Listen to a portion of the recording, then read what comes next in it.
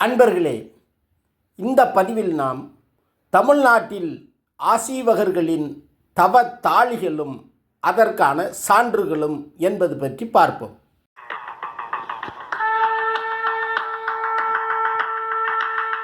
அண்டம் பிண்டம் நிறைந்து நின்ற ஆதிநாதனே போற்றி, அகண்ட பரிபூரணத்தின் ஆதி சாத்தனே போற்றி. கவிச்சக்கரவர்த்தி ஒட்டக்கூத்தர் என்பவர் 12ஆம் நூற்றாண்டில் வாழ்ந்தவர். இவரால் பாடப்பட்டது தக்கையாக பரணி. இவர் விக்கிரம சோழன் காலத்தில் அவரது அரசவை புலவராக இருந்தவர். அதன் பின்னர் குலோத்துங்க சோழனுக்கு அரசவை புலவராகவும் அறிவூட்டும் ஆசானாகவும் இருந்ததோடு 2ஆம் ராஜராஜ சோழனுக்கு அரசவை புலவராகவும் இருந்தவர். இவர் தான் பாடிய தக்கையாக பரணியில் காளிக்கு கூலிக்கூறிய பகுதியில் தாளியிர் பிணங்களும் தலைப்பட வெறுந்தவ பாலியிர் பிணங்களும் துளபெல படுத்தியே என வரும் பாடல் வரிகளில் தாளியிர் பிணங்கள் என்பதற்கு உரை எழுதுமிடத்தில் தாளியிர் பிணம் என்றது ஆறுகதரிலே ஆசீவகர் பெரும் மிடாக்களிர் புக்கு தவம் செய்வாராதலின் அவரை சுற்றி நின்றது என வருகிறது. இவ்வுரையிலிருந்து தமிழ்நாட்டில் ஆசீவகர்கள் பெரும் மிடாக்களில் புகுந்து தவம் இயற்றியது தெரிய வருகிறது. அதை போலவே நச்சினார்க்கினியர், இவர் 14ஆம் நூற்றாண்டில் வாழ்ந்தவர். இவர் தொல்காப்பியத்திற்கு உரையாசிரியர் ஆவார். இவர் தொல்காப்பிய பொருளதிகாரத்து புறத்திணை 7இல் உள்ள 5வது சூத்திரத்திற்கு உரை எழுதும்போது தாலி கவிப்ப தவஞ்செய்வார் மண்ணாக வாலிய நோற்றனை மால்வரை எனும் இடத்தில் தாலி கவிப்ப தவஞ்செய்வார் என்ற குறிப்பானது நமது தமிழ்நாட்டில் தாலியை கவிழ்த்து அதனுள் தவம் செய்யக்கூடிய ஆசீவக மத துறவிகளை குறிப்பிடுகிறது. மணிமேகலை காப்பியத்திலும் கூட தாலிகள் பற்றிய குறிப்பு காண கிடைக்கிறது.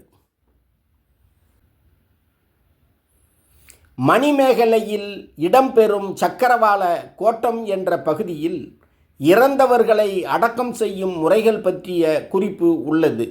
அதில் சுடுவோர், இடுவோர், தொடுகுழி படுப்போர், தாழ்வையின் அடைப்போர், தாலியிர் கவிப்போர் என எடுத்துரைக்கிறது. இங்கு தாலியிர் கவிப்போர் என்பது ஆசீவக துறவிகளை குறிப்பதாகும். ஆசீவகர்கள் தாலியிர் தவம் செய்து இறப்பது என்பது அவர்களின் வழக்கமான நடைமுறை.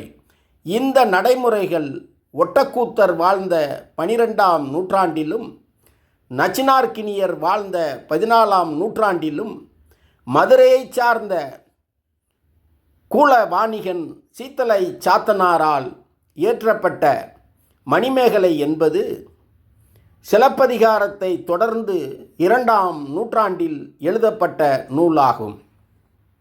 அவற்றிலும் ஆசீவகர்கள் தாலிகளில் தவம் இயற்றியதற்கான சான்றுகள் கிடைப்பதன் மூலம் 14ஆம் நூற்றாண்டு வரை தமிழ்நாட்டில் ஆசீவக சமயம் சிறப்புற்று இருந்துள்ளது என்பதை அறிய முடிகிறது.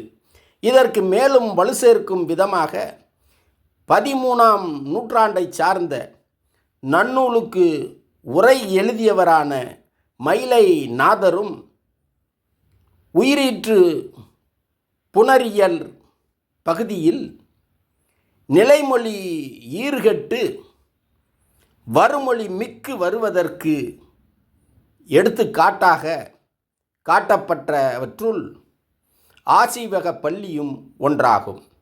இவ்வாறு ஆசீவக பள்ளி எனும் இக்குறிப்பில் இருந்து 13ஆம் நூற்றாண்டு காலகட்டத்தில் தமிழ்நாட்டில் ஆசீவக பள்ளிகள் இருந்துள்ளது என்பதை நாம் உணர்ந்து கொள்ள முடிகிறது. மணிமேகலையின் ஆசிரியர் சீத்தலை சாத்தனார் எனும் பெயரில் வரும் சாத்தனார் என்பது கூட ஆசீவக அய்யனார்களுக்கான சாத்தனை குறிப்பதாகும். இவ்வாறாக தாளிகளில் இருந்து தவம் செய்த ஆசீவகர்கள் அதிலிருந்து வெளியே வராமல் தாளிகளுக்கு உள்ளிருந்த நிலையிலேயே தங்களது இறுதி முடிவை எய்தி வீடு பேற்றை அடைந்தார்கள். இது பிற்காலத்தில் ஒரு வழக்கமாகவே தமிழ் மக்களிடம் பரவி இருந்துள்ளது. இன்று தமிழ்நாட்டில் நடத்தப்படும் பெரும்பாலான அகழாய்வுகளில் பல இடங்களில் தாளிகள் அகழ்ந்தெடுக்கப்பட்டுள்ளன. இவ்வாறு அகழ்ந்தெடுக்கப்பட்ட தாளிகள் அமைப்பு ரீதியாக 2 வகையாக உள்ளதை உறுதிப்படுத்த முடிகிறது. ஒன்று குறுகிய வாய் அமைப்புடைய தாளிகள், மற்றொன்று பெரிய அகன்ற வாயுடன் கூடிய தாளிகள். இப்படி கிடைக்கின்ற 2 வகை தாளிகளுக்குள்ளும் மனித எலும்புகள் காண கிடைக்கின்றன. அகன்ற வாயுடைய தாளிகளுக்குள் மனிதனின் அமர்ந்திருக்கும் நிலையிலான எலும்பு கூடுகள் காண கிடைக்கின்றன. இவ்வாறான தாளிகள் ஆசீவகர்கள் அமர்ந்து தவம் செய்த தாளிகளாக உறுதிப்படுத்தப்படுகிறது. கற்கால தமிழர்கள் இறந்தவர்களின் உடலை அப்படியே போட்டு வைத்தனர். அதன் பின்பு இறந்த உடல்களின் தசை பகுதிகளை மிருகங்களும் பறவைகளும் உண்ட பின்பு எலும்புகளை எடுத்து வாய்க்குறுகிய தாளிகளில் போட்டு புதைக்கும் பழக்கத்திற்கு மாறினார்கள். அதன் பின்பு தமிழர்களுக்கு கனவுகளும் நம்பிக்கைகளும் தாக்கத்தை ஏற்படுத்திட அதன் விளைவாக இறந்தவர்களை தாளிகளில் வைத்து புதைக்கும் நிலைக்கு மாறினார்கள். இறந்தவர்கள் மீண்டும் வருவார்கள் என்றும் நம்பினார்கள். அடுத்து இவ்வாறு புதைக்கும்போது அவர்கள் பயன்படுத்திய பொருட்களையும் சேர்த்து புதைத்தார்கள். இதனுடைய பரிணாமமாகத்தான் ஆசீவக துறவிகள் தாளிகளுக்குள் அமர்ந்து தவம் செய்து வீடு பேறு எய்தினார்கள். இதன் எச்சமாகத்தான் நாம் இன்றும் குலதெய்வ வழிபாட்டில் காதோலை கருகுமணி பயன்படுத்துகிறோம். இவ்வாறு வளர்ச்சி கண்ட தமிழர்களின் பண்பாடானது மேலும் வளர்ச்சி அடைந்து தாளிகள் எனும் பெரும் மிடாக்கள் சிறு வடிவ மாற்றம் கண்டு தமிழர்கள் வாழ்வில் நெல் சேமித்து வைக்கும் குளுக்கை, குதில் குளுவையாகவும் பயன்படுத்தப்பட்டு வந்தது எனும் இச்செய்திகளோடு மீண்டும் ஒரு பதிவில் சந்திப்போம். நன்றி.